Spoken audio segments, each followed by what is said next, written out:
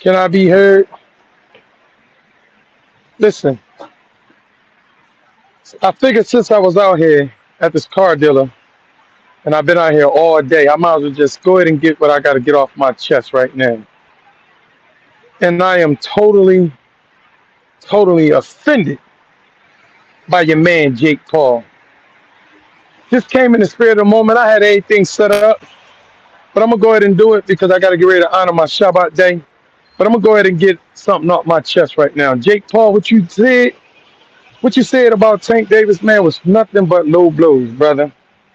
And last time I checked, you are trying so hard to convince everybody that you are a true boxer. So if you are a true boxer, then you know that all your punches must remain above the belt line.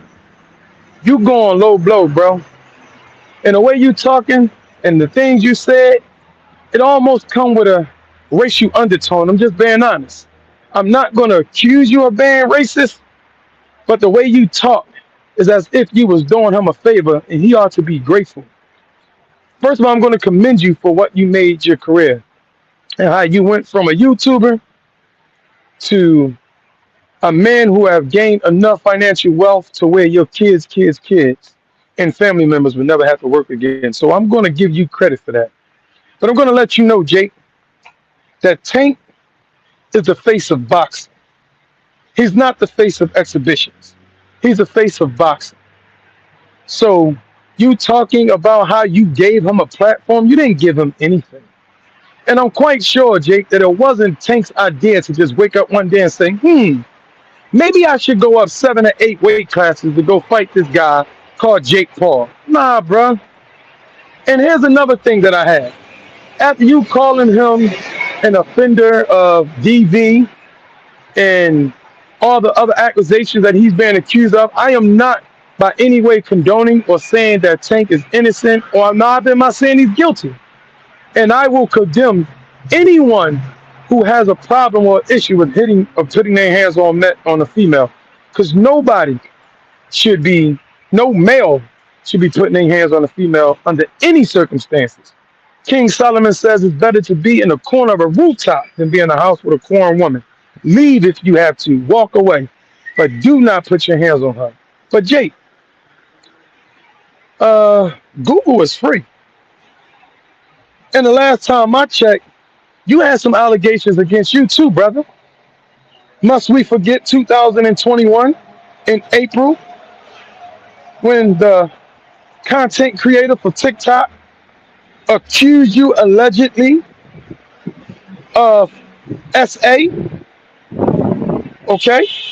And then again, was it not 2021 when the model went and reported to the New York Times that you inappropriately groped her and SA'd her? So if I was to look through a glass mirror, you got some streaks in your glass too, bro. And the way you talked about Tank as if he was a monster, and I'm not saying he is, but you didn't feel that way, Jake, when y'all was signing that contract. You didn't feel that way when you went to Jake and his team. I mean, when you went to Javante and his team and made this work. Now all of a sudden, he is the worst thing since sliced bread. He's all the names you called him, and I don't want to repeat what you called him and the things that you said. You know what you said, and those who follow boxing know what you said about Tank, which isn't cool. Now, here's what I have to say. The other day I went live and said Tank definitely fumbled the bag, but so did you, Jake.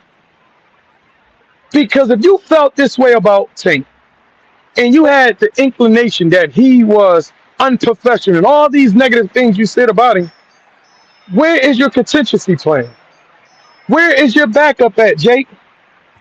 You put all your bags and eggs into a man that has a repeated history of allegedly or allegations of DV. That's not cool. So Jake, before you go punching low, bro, and I ain't even forget, or not forget, I didn't even get into the other allegations you had about the raid, they finding guns in your house. And this is not to make you look bad, Jake. This is not to say that you are guilty of anything. But let's not forget the burglarizing and the trespassing and the vandalism that you were allegedly arrested for during the time of George Floyd. So I'm just saying, bro, you can't be the pot calling the kettle black. And what you should be doing is going to Javante Davis, reaching out to him and helping him, making sure that he get the proper help mentally and emotionally, and making sure that this will ruin anyone psychologically if you have financial wealth at the tips of your hand and it just slips away because of a foolish mistake you made. So I just wanted to make sure that you be held accountable, bro, because you talk so heavy and I didn't hear nobody, all these boxing aficionados and all these podcasts, and so many people got so much to say about boxing. And I'm not trying to be in a business, but no one said anything to you, Jake, and held you responsible. But guess what? You see that sign in the back? Put your gloves on. We're going to hold you accountable, bro. We're not going to let you just say what you want to say and be a hypocrite. That's the thing that I have an issue with.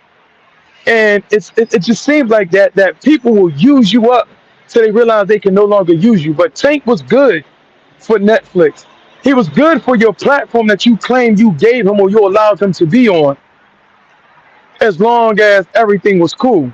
But the minute he got into some trouble, you now have to speak about him like he's a stranger. Like he's nothing and nobody. So I just thought that was real hypocritical.